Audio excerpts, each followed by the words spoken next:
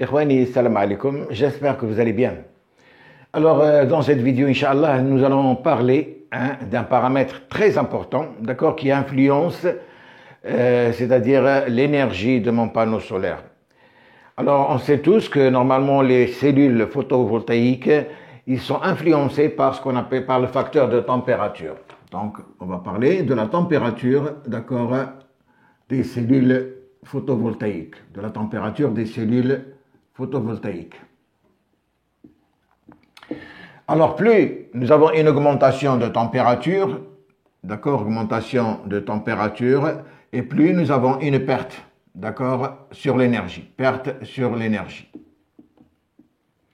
Des études ont été faites et ils ont démontré que normalement chaque degré perdu, chaque degré augmente, c'est-à-dire en plus, chaque degré en plus sur la norme, la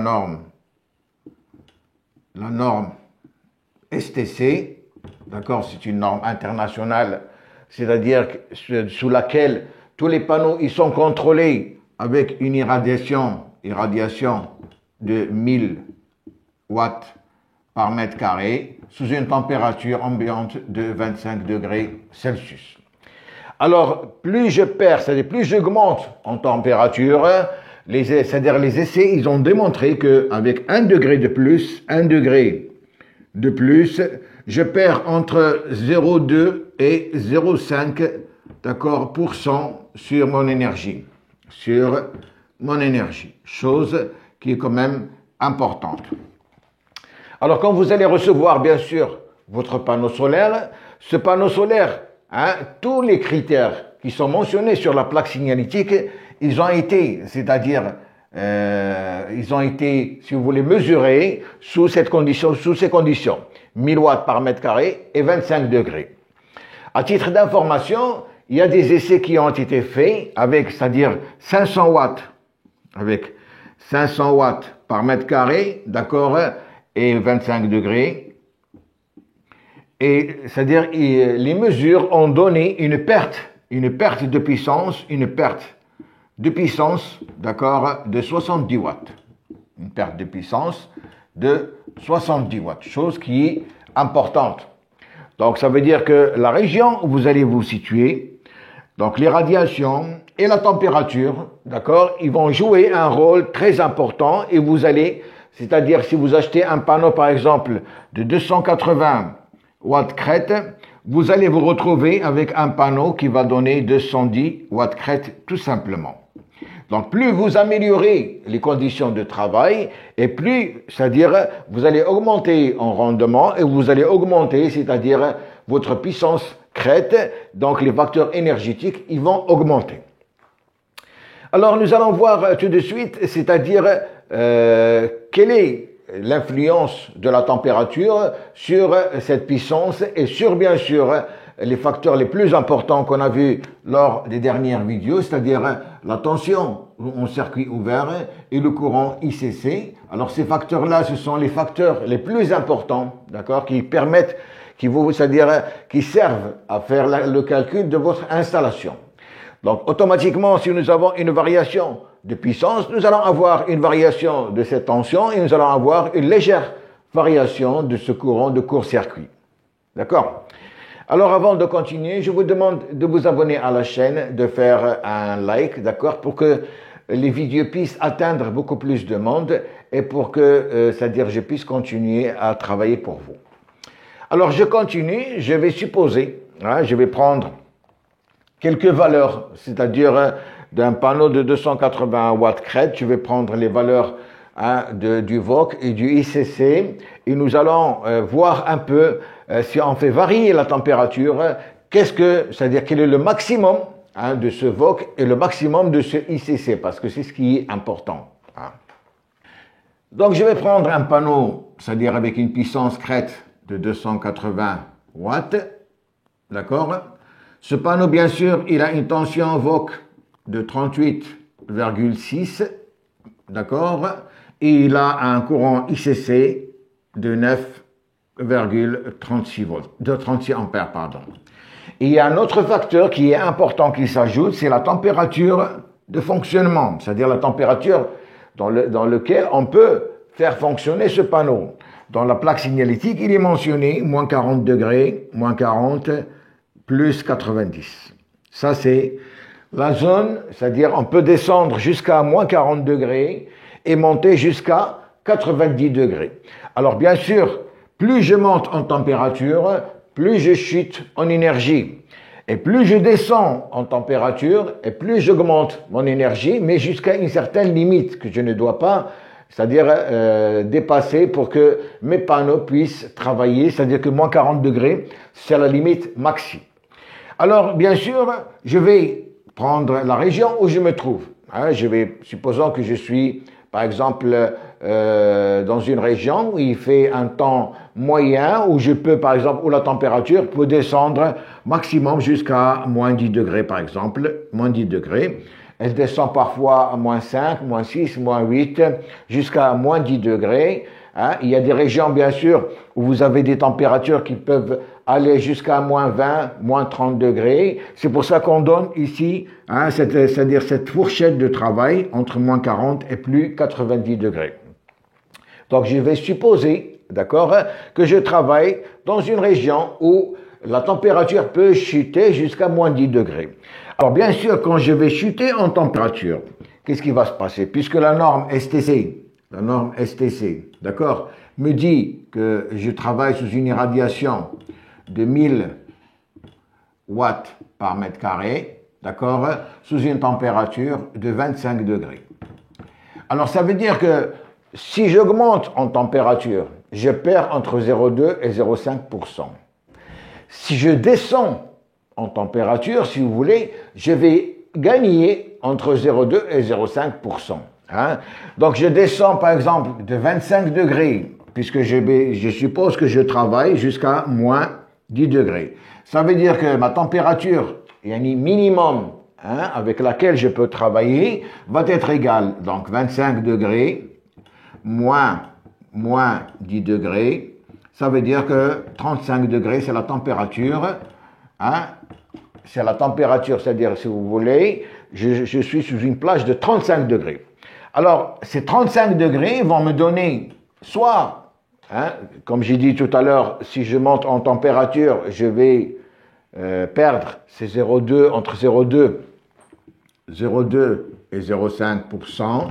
Et la même chose si je descends en température. Ça veut dire ces 35 degrés, je vais devoir les multiplier par une moyenne, d'accord, une moyenne entre 0,2 et 0,5%. Le maximum, c'est 0,5. Donc, nous allons prendre 0,4. Nous allons prendre 0,4%. Et je vais la multiplier par 0,4 et ça va me donner 14%. Ça veut dire que si je descends en température, je dois ajouter 14% sur ma tension VOC et sur mon ICC. D'accord? Si bien sûr je descends en dessous de moins 10 degrés, ça veut dire que je vais avoir ici peut-être 40 degrés, donc je vais multiplier par ce chiffre, il va me donner peut-être 15 ou 16%. L'essentiel, c'est de ne pas descendre en dessous c'est-à-dire de moins 40. Alors, si je fais un calcul ici, donc je viens de trouver que j'ai 14%, ça veut dire que si je prends ma tension VOC qui est égale à 38,6, si je la multiplie par 14%, 0,14, d'accord, elle va me donner 5,4 volts. 5,4 volts. Si je prends mon courant ICC, d'accord, qui est de 9,36, que je multiplie par 14%, il va me donner 1,3 ampères. 1,3 ampères. De là, je vais dire que ma tension VOC, qui est de 38, donc le VOC, qui est de 38,6, qui est mesuré à une température de 25 degrés, je vais devoir ajouter plus 5,4 volts, 5,4 volts, et je vais me retrouver avec un VOC égal à 44 volts. Et je vais me retrouver avec un courant de court-circuit ICC qui est égal à 9,36 plus 1,3 qui est égal à 10,7 ampères. Donc, si vous voulez, voilà la tension VOC maxi avec laquelle je peux faire le calcul de mes panneaux, et voilà le ICC maxi avec lequel je peux faire le calcul de mes panneaux. Ça veut dire que si vous voulez faire votre installation, il est intéressant, ou bien si vous voulez obligatoire, c'est-à-dire travailler avec cette tension VOC et cet ampérage ICC pour le calcul, au lieu de travailler avec ce VOC et ce ICC. D'accord? Parce que là, ce sont des conditions avec une température de 25 degrés. Seulement, nous allons avoir des variations de température. Et si nous augmentons en température, il n'y a pas de problème. Nous allons chuter en tension, nous allons chuter en ampérage. Mais si je baisse ma température, ça veut dire que je vais devoir augmenter ma tension et augmenter mon ampérage. Et si je ne tiens pas compte de cette baisse de température, c'est-à-dire je risque de faire un faux calcul et de créer un problème avec mes panneaux par la suite. Alors ça, c'est une chose qui est importante à savoir. Alors c'est pour ça que vous trouvez très souvent, sur les installations, on fait un refroidissement des panneaux. D'accord?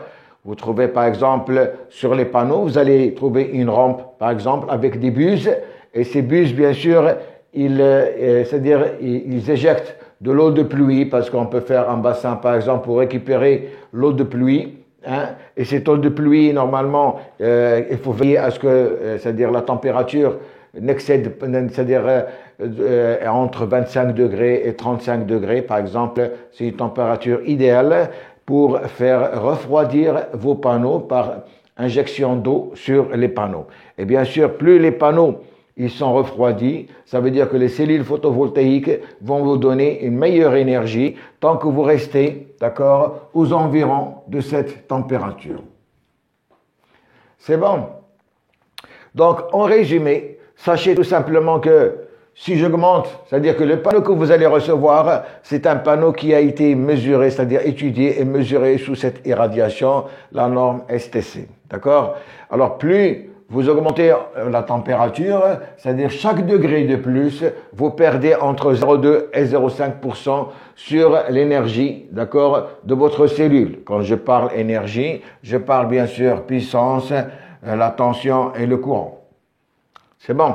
Alors, c'est-à-dire là où vous êtes, vous allez, c'est-à-dire pour rester tranquille, vous allez prendre 14% de plus que vous ajoutez à votre tension VOC, que vous ajoutez à votre courant, c'est-à-dire ICC, pour, c'est-à-dire si vous voulez, comment dirais-je, absorber les différentes variations de température et les différentes variations climatiques de votre région. D'accord? Donc voilà, c'était un bref aperçu sur l'influence de la température qui est importante, parce que le rendement de vos panneaux, vous pouvez recevoir un panneau, c'est-à-dire de 280 watts crête, et vous faites le calcul sur 280 watts crête, et vous allez vous retrouver, c'est-à-dire dans les conditions où vous travaillez seulement avec un panneau de 210 watts crête, parce que comme j'ai dit tout à l'heure, si toutefois vous avez rien que 50%, c'est-à-dire les mesures de 50%, c'est-à-dire 500 watts par mètre carré, ils ont démontré qu'on perd 70, c'est-à-dire watts sur la puissance. Alors faites attention, le panneau que vous allez acheter, si vous achetez un panneau de 300 watts crête, ces 300 watts crête ne sont pas, vous n'allez pas les obtenir à 100%, c'est-à-dire dans votre installation, vous allez obtenir moins parce que vous n'allez jamais rester dans ces conditions, c'est-à-dire de STC. C'est bon. Voilà, j'espère que cette vidéo va quand même vous servir à quelque chose. On se reverra pour une autre vidéo la prochaine fois, Inch'Allah. D'ici là, je vous remercie. Au revoir.